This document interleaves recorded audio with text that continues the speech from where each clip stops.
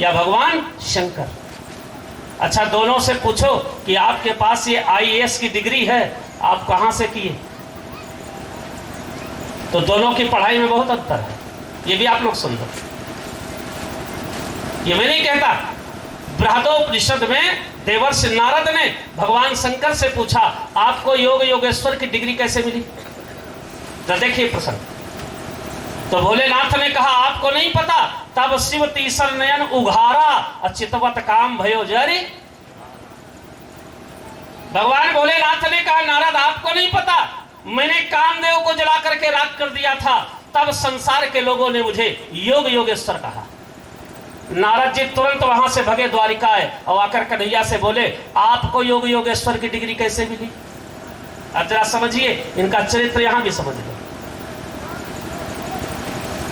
कन्हैया ने कहा, कैसी डिग्री? बोले, आपको योग योगेश्वर की डिग्री कैसे मिली?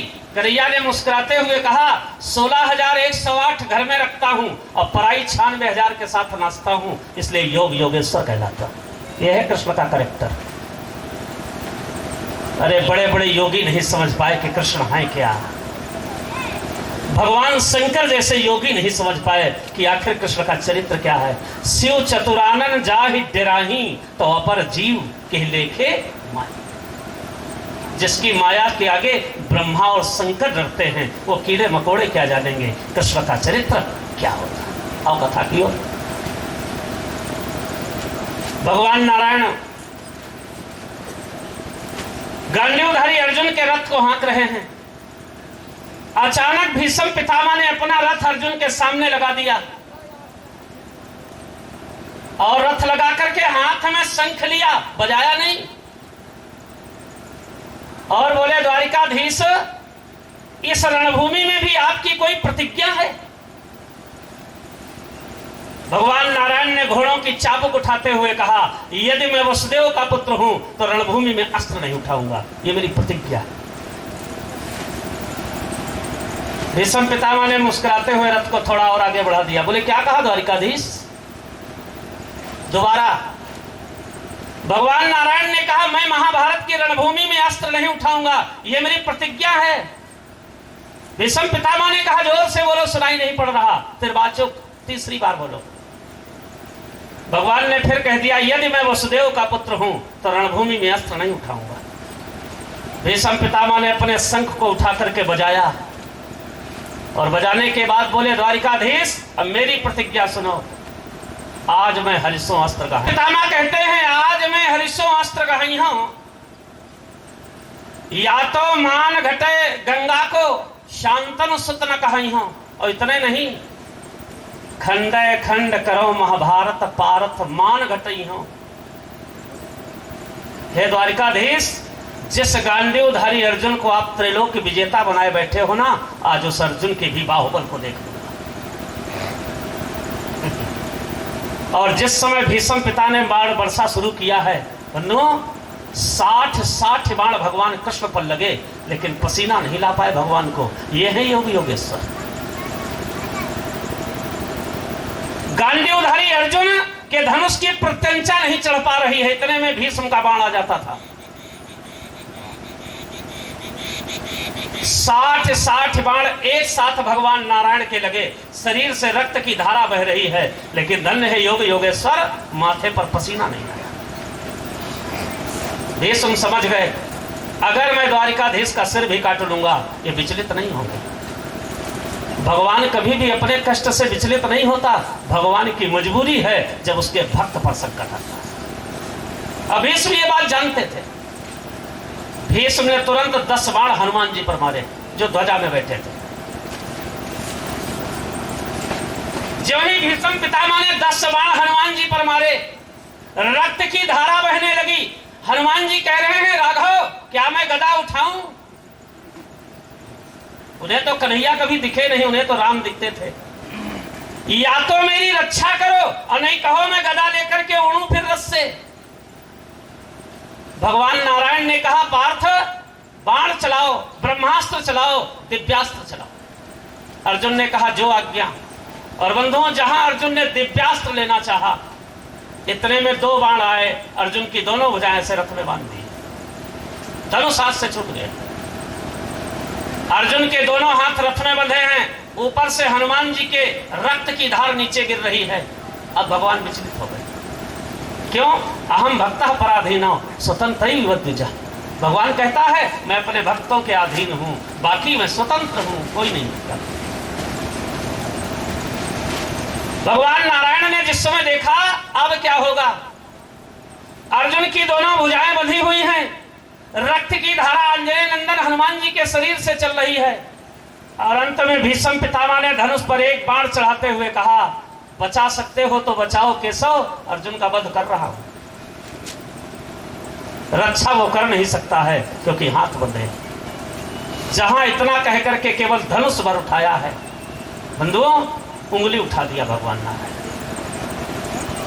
महामुनि मैत्रेय कहते हैं महात्मा विदुर, वो दृश्य मैं देख रहा हूं अपनी दिव्य दृष्टि से। भगवान नारायण ने उंगली उठाया, हाथ में सुदर्शन चक्र आया और तुरंत ये कहते हुए रस्से कूदे हैं ठहर भीष्म, मैं तेरा वध कर रहा हूं। जिस समय भीष्म पितामह ने देखा कि भगवान ने सुदर्शन चक्र उठा लिया, तुरंत आसन तोड़ा, धनुष हाथ से फेंक दिया और हाथ जोड़कर बोले प्रभु चक्र ना चला देना, नहीं चक्र का अपमान हो जाएगा। जानते हो कैसे? मैं 2 वरदान आपको अभी बता चुका हूं भगवान परशुराम के दिए हुए। एक वरदान और भीष्म पितामह के पास है जो उनके पिता द्वारा दिया गया है। जानते हो वरदान कौन है? इच्छित मृत्यु का वरदान। ये इनके पिता महाराज शांतनु ने दिया था। माइक बंद कर दिया था। ये इनके पिता महाराज शांतनु ने दिया था इच्छित मृत्यु का वरदान। जब चाहो, जहां चाहो, जिसके हाथ से चाहो मरो। ऐसे ऐसे वरदान पाने वाले भी इस धरती से चले गए। भीष्म पितामह ने तुरंत वीर आसन तोड़ा, धनुष का परित्याग किया और हाथ जोड़कर कहने लगे द्वारिका नाथ मैं मरना चाहता हूं, फेंको चक्र। इतने में अर्जुन के हाथ खुल गए, अर्जुन रथ से नीचे कूद गए। भगवान का चरण पकड़ना चाहा, चरण पकड़ में नहीं आया, पीतांबर पकड़ में आया। और जहां पीतांबर पकड़ में आया, भगवान नारायण का पीतांबर जमीन पर गिर गया। भागवत के टीकाकार स्वामी माधवाचार्य जी ने लिखा है इसी भागवत में कि भगवान का पीतांबर क्यों गिरा। पृथ्वी कंपायमान हुई। भागवत के प्रबुद्ध टीकाकार स्वामी माधवाचार्य ने लिखा पृथ्वी क्यों कांपी, पीतांबर क्यों गिरा। इस पर भागवत के विद्वान निम्बकाचार्य जैसे विद्वान, श्रीधर शास्त्री जैसे विद्वानों ने तर्क दिया है कि पृथ्वी इसलिए कंपायमान हुई कि भैया इनकी बात का कोई ठिकाना नहीं। इन्होंने हमें भी वचन दिया था कि मैं आपके भार को हटाने आ रहा हूं, और अभी अभी प्रतिज्ञा करके पलट गए। कहा हमारी बात भी पलट जाए, कोई ठिकाना नहीं, इसलिए पृथ्वी कांपी। क्या विद्वानों का तर्क है। पीतांबर क्यों गिरा? भगवान ने देखा कि पृथ्वी कंपायमान हो रही है, इसको संदेह हो रहा है, तो पीतांबर गिरा नहीं, भगवान ने ही पीतांबर सरका दिया। बोले तू समझा जाकर। तो पीतांबर ने जाकर के पृथ्वी से कहने लगे आप उनकी प्रिया हैं, आपकी बात में इनकी बात में अंतर है। ये इनके भक्त भगवान का मामला है, इसलिए कुछ भी हो रहा हो। अरे आप तो उनकी प्राण प्रिया हो, आपका भार वो हटाएंगे ही, आप घबराए नहीं, इसलिए पीतांबर गिरा।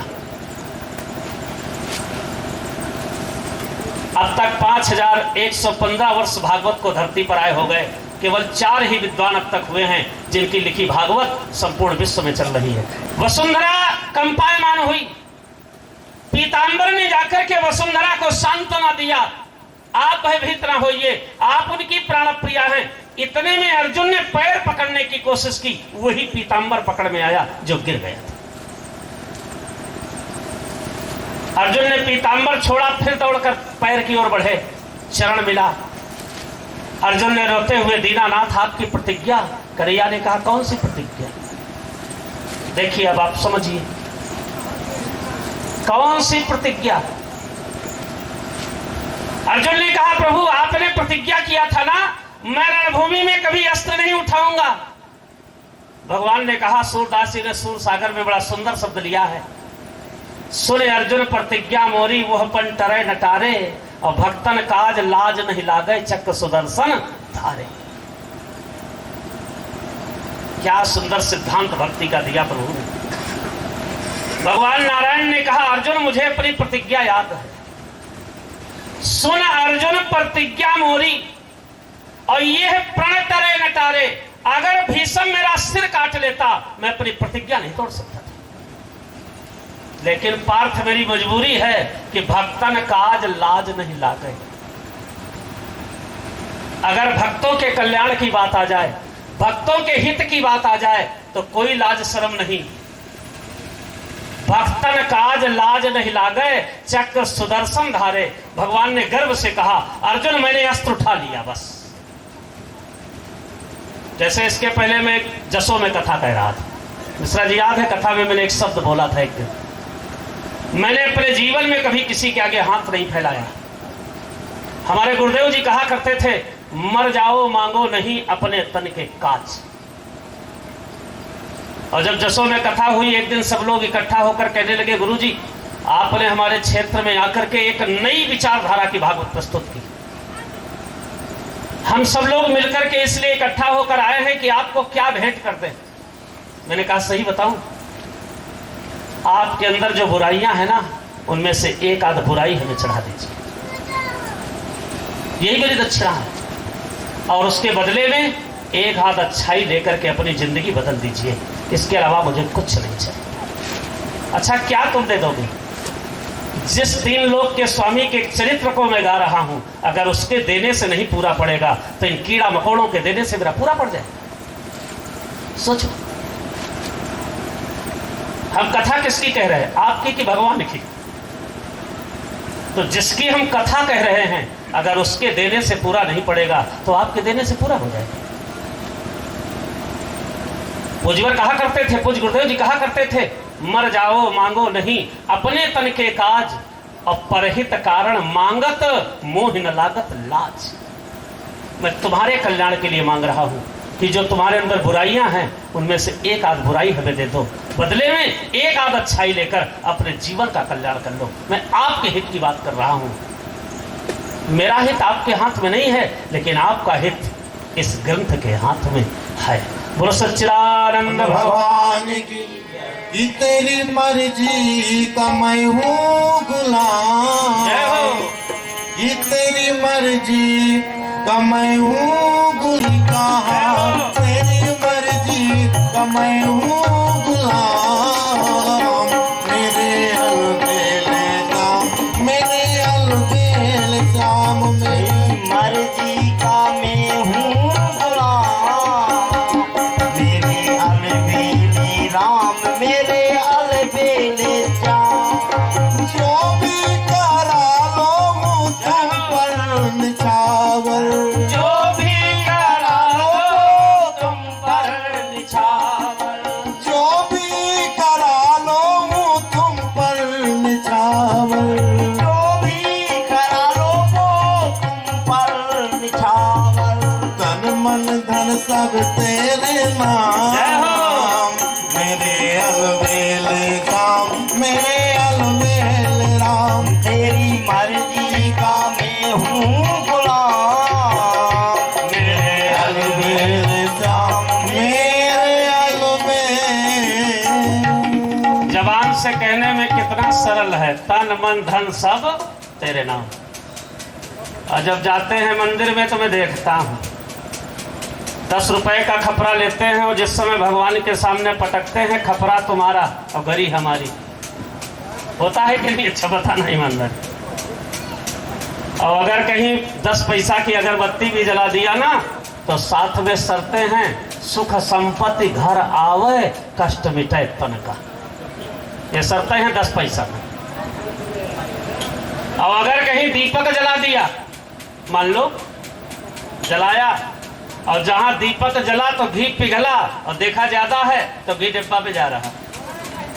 अब मन तो जानते हो क्या चल रहा, तेरा तुझको अर्पण क्या लागे, मेरा, है ना। जबान से कहने में सरल बहुत शब्द हैं कुछ, अगर बंधुओं वास्तव में जीवन में एक बार ये सही सही उतर जाए, जिंदगी बदल जाए। एक बार केवल जीवन में सही सही ये शब्द उतर जाए कोई भी, प्रभु हम आपके हैं, कहने में बहुत सरल। कब? मंदिर में।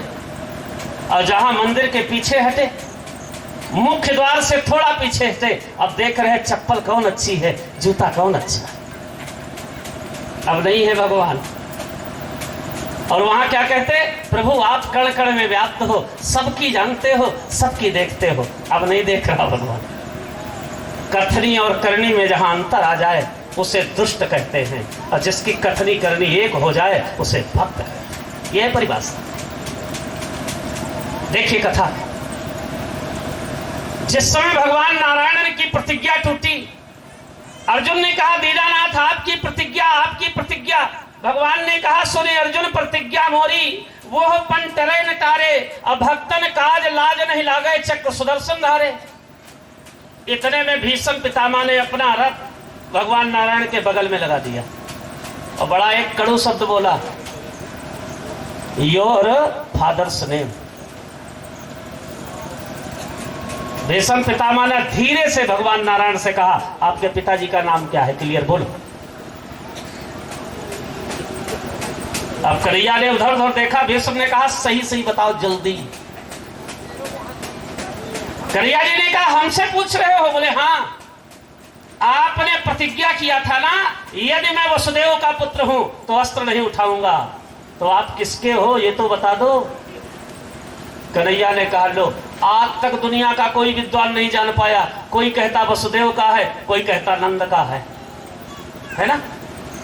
तो भीष्म पितामह, ना मेरी बात का ठिकाना है ना मेरे बाप का ठिकाना है। बोलो वृंदावन बिहारी लाल की। श्रीमन नारायण नारायण नारायण श्रीमन नारायण नारायण नारायण श्रीमन नारायण नारायण नारायण श्रीमन नारायण नारायण नारायण बद्री नारायण नारायण नारायण बद्री नारायण नारायण नारायण ओ लक्ष्मी नारायण नारायण नारायण लक्ष्मी नारायण नारायण नारायण ओ भजवन नारायण नारायण नारायण भजवन नारायण नारायण नारायण। महामुनि मैत्रेय कहते हैं महात्मन विदुर, 12वें दिन भीष्म पितामह ने आखिर 11वें दिन शाम को भगवान नारायण की प्रतिज्ञा टूटने के बाद रात में भगवान नारायण भीष्म पितामह से मिलने पहुंचे। भीष्म पितामह ने हंसते हुए अपनी मृत्यु का रहस्य बताया। बोले त्रिलोकीनाथ, आपने मेरे सम्मान को रखने के लिए अपनी प्रतिज्ञा तोड़ दी। ये वो भी जानते थे। आपने अपने भक्त के मान की रक्षा के लिए अपनी प्रतिज्ञा तोड़ दिया। हे द्वारिकानाथ, कहिए सेवक को आदेश क्या है। कन्हैया ने कहा बताओ मरोगे कैसे।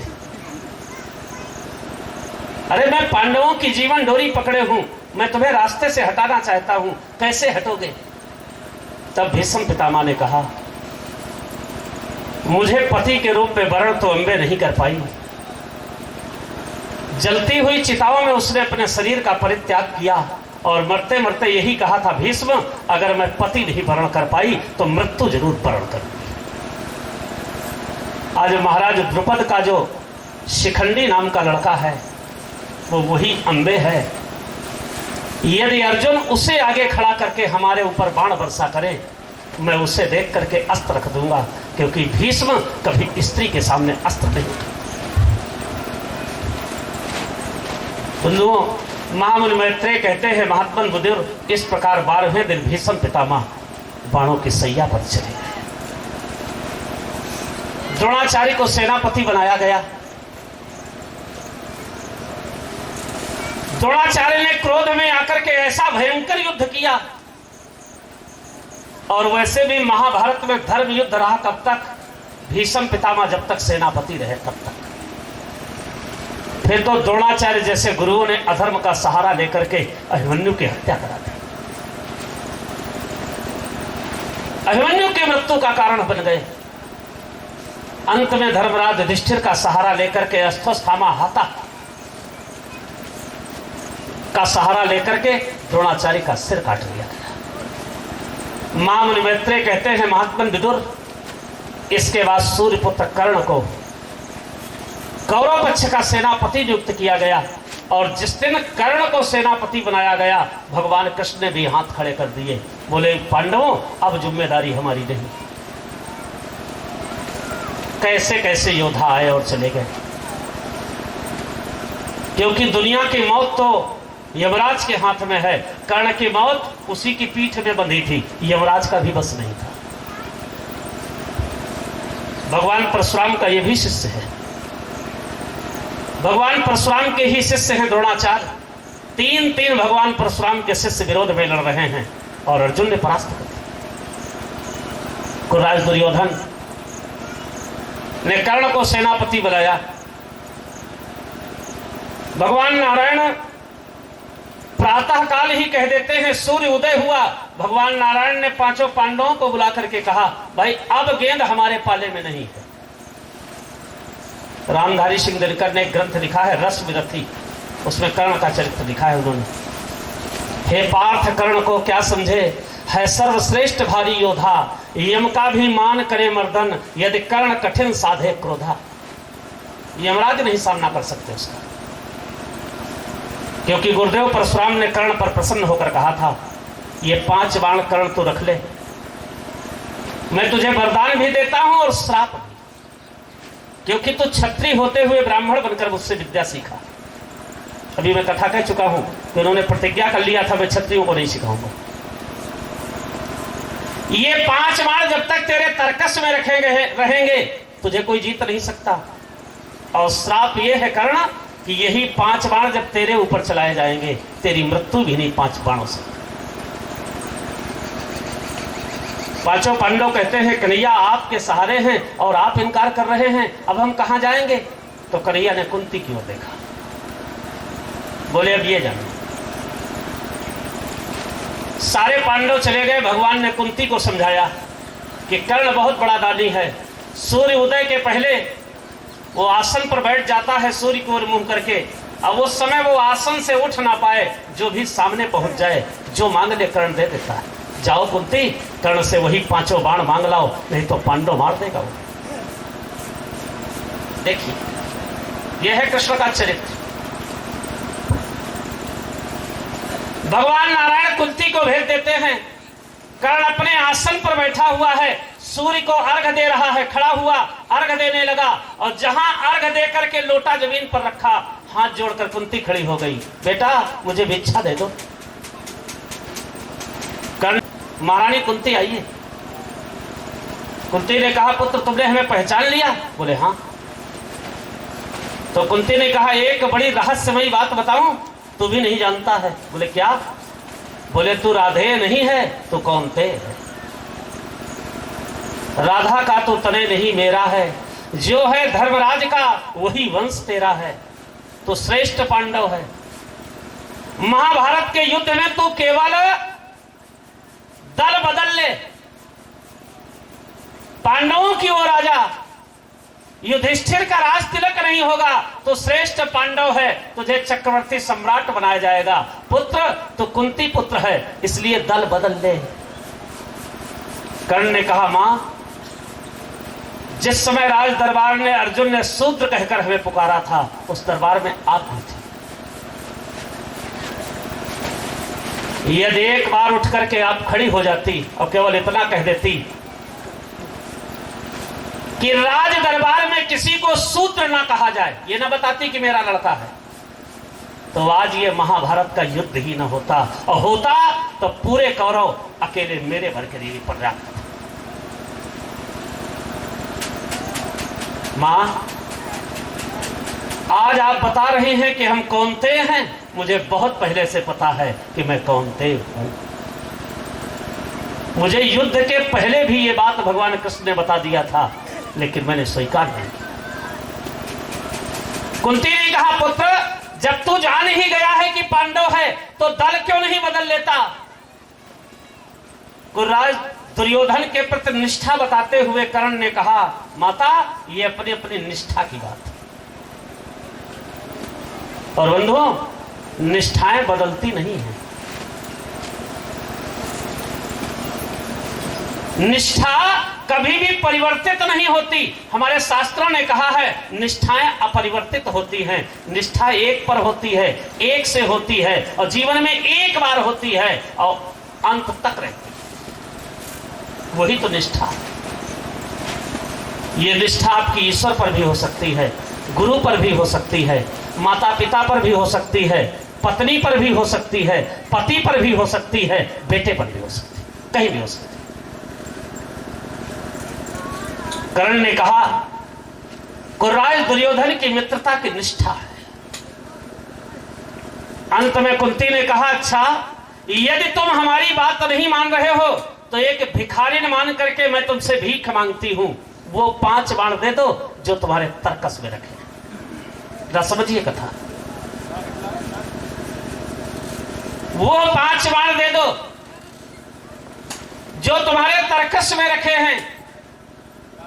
कर्ण ने दोनों हाथ जोड़े और बोले लगे, मां मैं बाण तो दे दूंगा, आपको लौटा लूंगा नहीं, लेकिन दुनिया को ना बताना कि कर्ण मेरा बेटा था।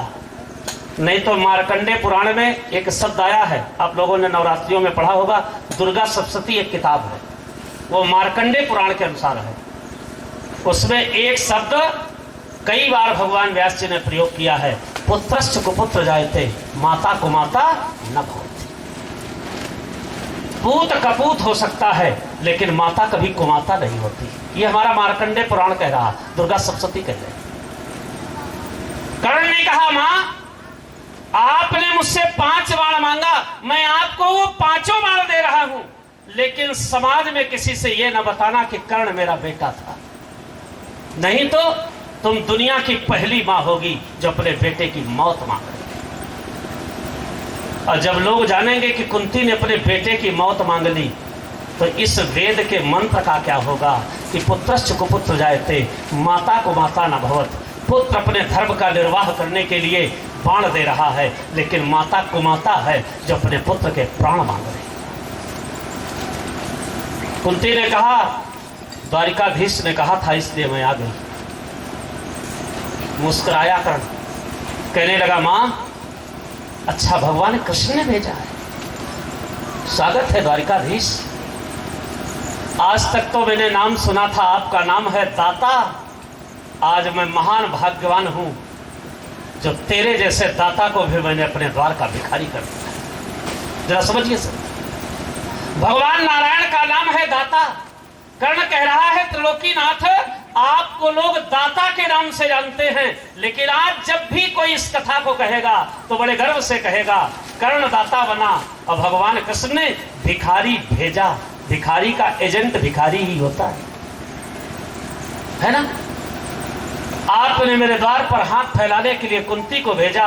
अरे त्रिलोकीनाथ, दाता होकर भी आप मेरे द्वार पर याचना करने के लिए कुंती को भेज दिया, अब मैं निराश नहीं लौटाऊंगा। तुरंत उसने 5 बाण निकाले और बोले, लो मां, अगर द्वारिकाधीश ने ये बात ना बताई हो तो मैं बताए दे रहा हूं। अर्जुन से कह देना एक साथ बाण चला दे, तभी मेरी मृत्यु हो जाएगी। महात्मा महामुनि मैत्रेय कहते हैं, महात्मन विदुर, इस प्रकार भीष्म, द्रोण और कर्ण का उपसंहार हुआ। युद्ध के 17 दिन पूरे हुए। 18वें दिन कोई सेनापति नहीं है जो जिसको मन हो वो करे। 18वां दिन पूरे होते होते कुर्राज दुर्योधन के 99 भाई मारे गए। कुर्राज दुर्योधन एक सरोवर में जाकर के जलाशय में शयन कर जाता है। भगवान नारायण का इशारा पाकर के भीमसेन उसे युद्ध के लिए ललकारते हैं और कुर्राज दुर्योधन युद्ध करने के लिए भगवान नारायण के ही सन्मुख 5 पांडवों के सामने खड़ा हो गया। एक चीज और आप लोग ध्यान दें, धर्म बड़ा लचीला होता है। जरा देखें धर्म कितना लचीला होता है। जो धर्म के रास्ते पर चलता है वो कितना सहन कर सकता है। जरा कथा देखें। कुर्राज दुर्योधन जब सरोवर से निकल करके आया, धर्मराज युधिष्ठिर ने हाथ जोड़ करके कहा, आइए युवराज, स्वागत है। एक तुम हो और 5 ये खड़े हैं पांडव, कुल टोटल कितने हुए? 6, है ना। देखिए धर्म का लचीलापन। धर्मराज युधिष्ठिर ने कहा कुल हो गए 6, एक काम करो, 3 एक तरफ हो जाओ, 3 एक तरफ हो जाओ, आपस में द्वंद्व युद्ध कर लो, जो जीत जाए वो राजा बन जाए, अब लड़ाई की जरूरत नहीं है। यह है युधिष्ठिर का चरित्र।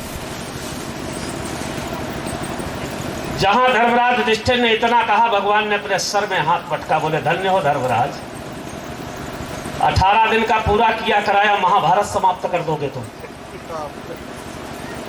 अरे अगर कहीं युवराज दुर्योधन ये कह दे कि भीमसेन अर्जुन हमको दे दो और लड़ लो, तो जीतेगा कौन?